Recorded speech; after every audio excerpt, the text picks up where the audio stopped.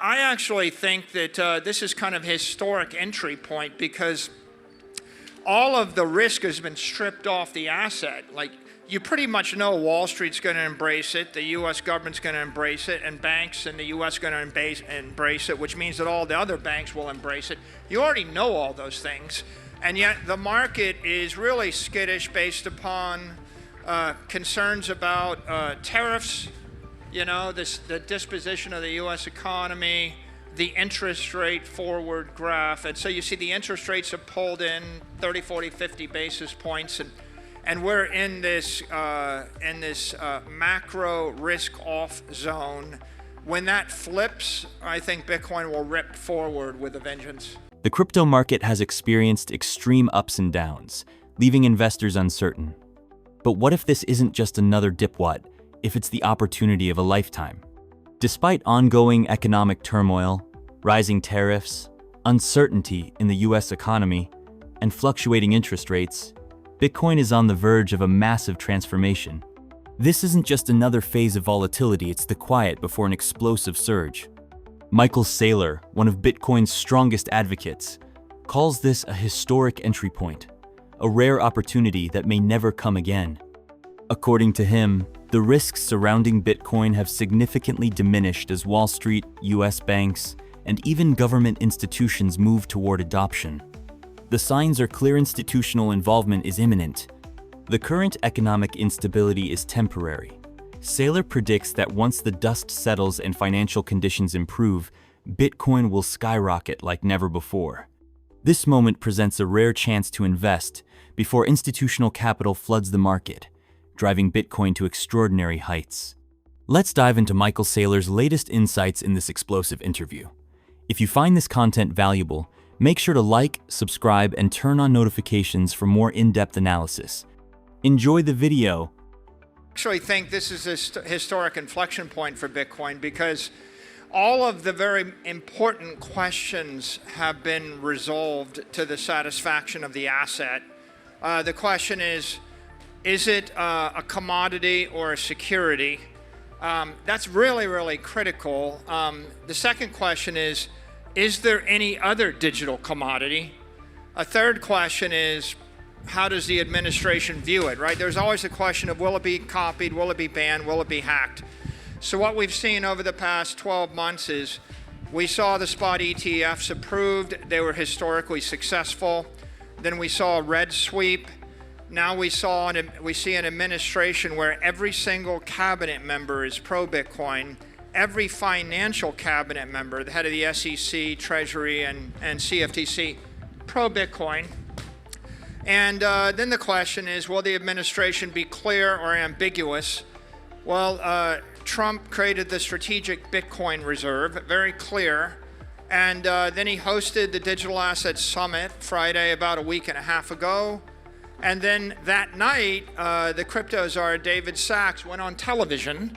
And in an interview on television, he said that Bitcoin is the only crypto asset recognized as decentralized by the administration. Well, that's code word if you understand the law, understand securities law, understand finance. If that's the only asset decentralized, that means that the only crypto commodity recognized by the United States government and therefore by the entire financial establishment is Bitcoin. Ergo, Bitcoin has emerged as digital gold with the endorsement of the US federal government, with the endorsement of Wall Street. That's what David Sachs said on television. David Sachs reports to the President of the United States, and what he said was, this is the one we recognize as decentralized. Bitcoin is special. We're going to hold it forever. We're never going to sell it. Okay, that's clarity, right? If you're looking for the crypto gold or a digital gold or a digital capital asset that's a store of value, that's Bitcoin. I'll make one legal point. The legal point is it is illegal to capitalize a public company on a security. So you can only capitalize, but when I say capitalize, I mean if I have $1 billion of liquid assets, I can buy $1 billion of real estate, $1 billion of gold, $1 billion of soybeans, $1 billion of crude oil, or $1 billion of Bitcoin. I cannot buy $1 billion of Mag 7 stocks, $1 billion of Apple, $1 billion of the S&P index. And so the fact that Bitcoin is recognized as a commodity and the only crypto commodity it creates a very safe haven for any public company or public company investor looking for the winner. And what's the implication? It's this. The administration is very pro-digital assets. In my opinion, when the dust settles, there's going to be digital commodities, of which Bitcoin is the only universally acknowledged one.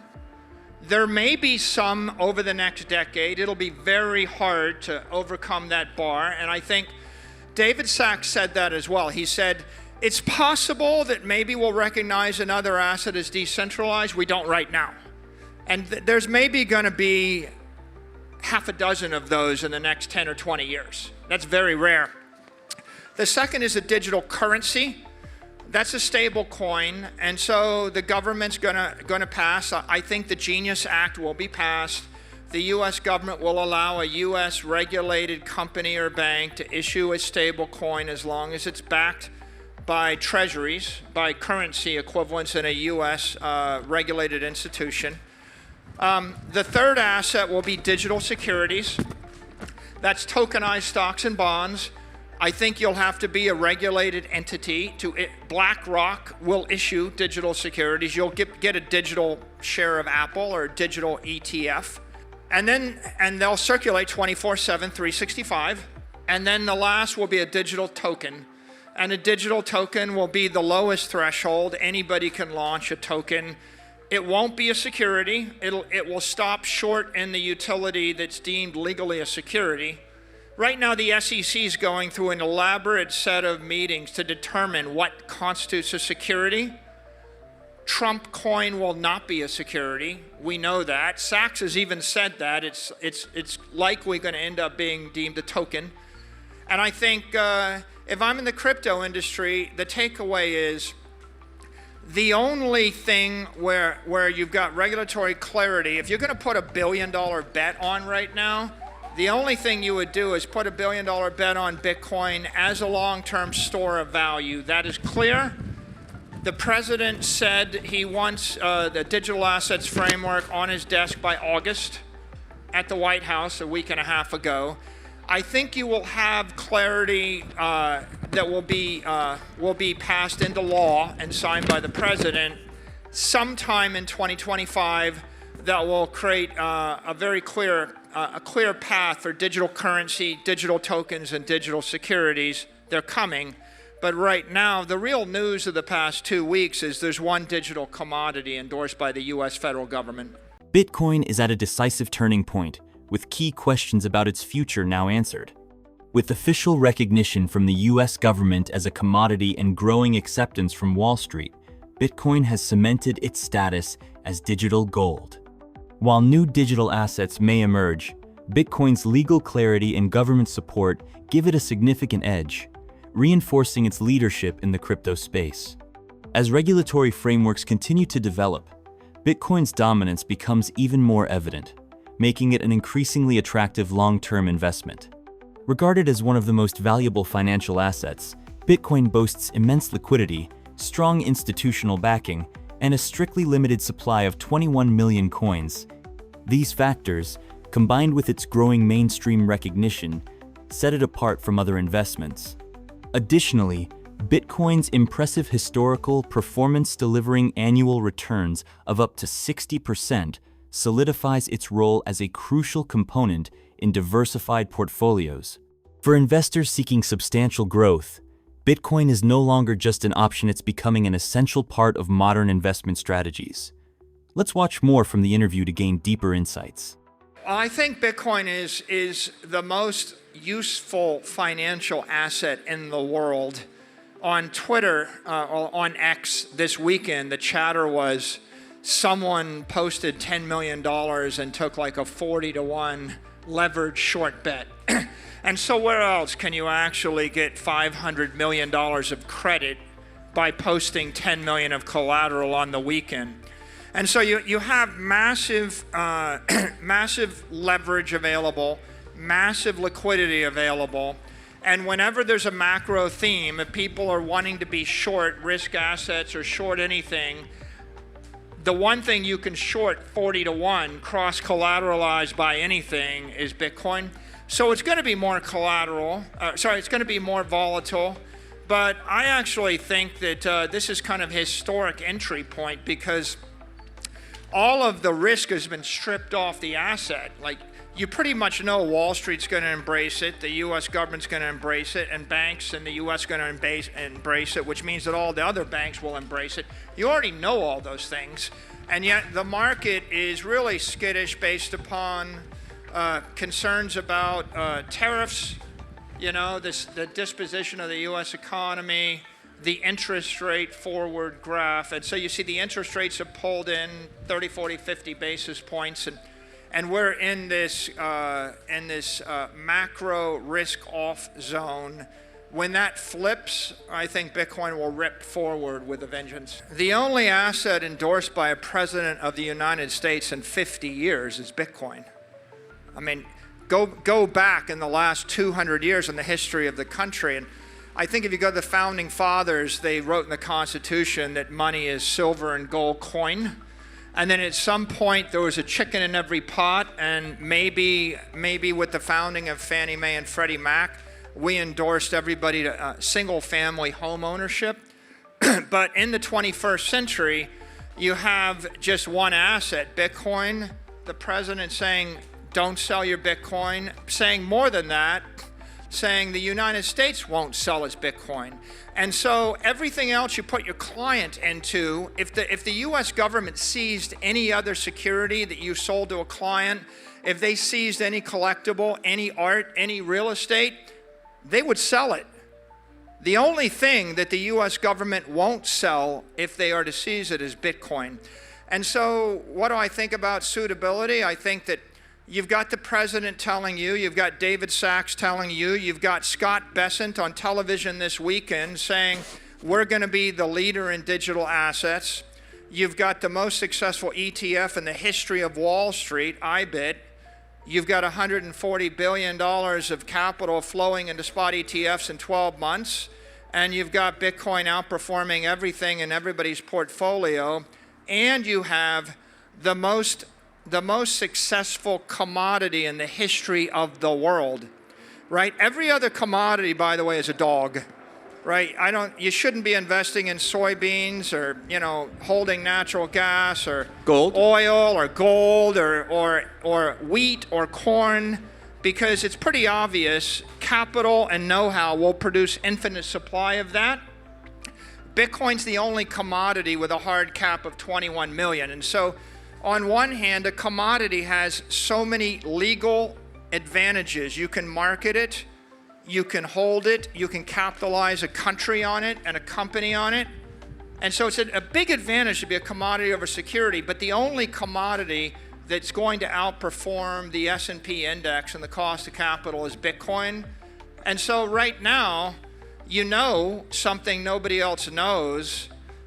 If you basically take advantage of that knowledge, I think you make your clients a lot of money. I mean, I think over the last decade, Bitcoin's had the best Sharpe ratio, and there's been tons of statistical studies that said if you put 1%, 2%, 3% in a portfolio, it improves the performance of the portfolio and improves the Sharpe ratio of the portfolio.